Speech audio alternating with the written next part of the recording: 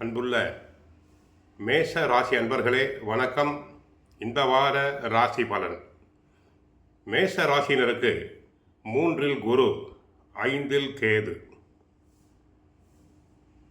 10ஆம் இடமாகிய ஜீவனஸ்தானத்தில் சூரியன், செவ்வாய், புதன், சுக்கிரன் இணைவு, லாபஸ்தானத்தில் ராகு, விரய ராசியில் சனி, 7 சனியில் விரய சனி. நினைத்த காரியத்தை எளிதில் செய்து முடிப்பீர்கள். தன வரவுகள் மூலம் கடன் சார்ந்த நெருக்கடிகள் குறையும். ஏதாவது ஒரு வகையில் பண வரவுகள் வந்து கொண்டே இருக்கும். விலை உயர்ந்த பொருட்களை வாங்கி மகிழ்வீர்கள். வியாபார அபிவிருத்தி தொடர்பான முயற்சிகள் கைகூடும். பொருளாதாரம் தொடர்பான நெருக்கடிகள் குறையும். உணவு சார்ந்த விஷயங்களில் விழிப்புணர்வுடன் இருக்க வேண்டும். வெளி இடங்களில் உணவு உண்பதை தவிர்த்தல் வேண்டும். குடும்பத்தில் உள்ளவர்களோடு பேசும்போது கோபமான வார்த்தைகளை வெளிப்படுத்தக்கூடாது.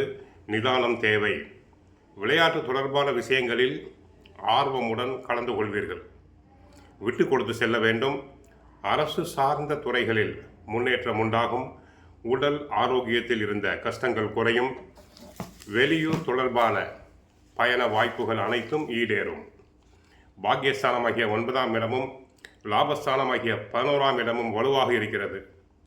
ராசிநாதன் செவ்வாய் பகவான் உச்சம் பெற்று மகர ராசியில் இருக்கிறார்.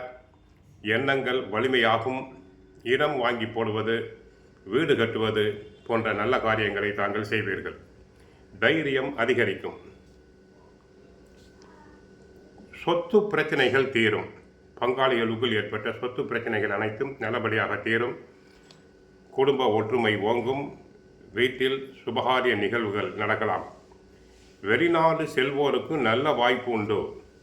வெளிநாட்டு நிறுவனங்களில் பெரிய பெரிய கம்பெனிகளிலிருந்து அழைப்புகள் வரலாம். அதனை தாங்கள் மறுக்காமல் ஏற்றுக்கொள்ள வேண்டும். ராகு லாபஸ்தானத்தில் இருப்பதால் தங்களின் பொருளாதாரம் உயரும். ஏதாவது ஒரு வகையில் பண வரவுகள் வந்து சேரும். பாக்யாதிபதி குரு வெற்றி ஸ்தானத்தில் அமர்ந்து பாக்யஸ்தானத்தை பார்ப்பது சிறப்பான பலனை தரும். 3இல் குரு இருப்பதால் சுப விரயங்கள் உண்டு. சகோதரர்களுடன் கருத்து வேற்றுமை ஏற்படலாம். பத்திர பதிவுகளில் கவனம் தேவை. கடன் வாங்கி தொழில் செய்ய வேண்டாம். யாருடனும் கருத்து வேற்றுமைகளை வளர்த்து கொள்ள வேண்டாம். யாரிடமும் பேசும்போது நிதானமாக பேசுங்கள்.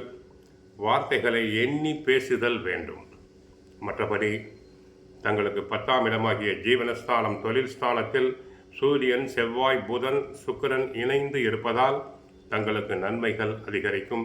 அரசாங்க காரியங்கள் அனைத்தும் வெற்றி பெறும். கோயிலுக்கு சென்றால் முருகனை வழிபடுங்கள். கந்த சஷ்டி பாராயணம் செய்யுங்கள். வாழ்க வளமுடன், மங்களம் உண்டாகட்டும்.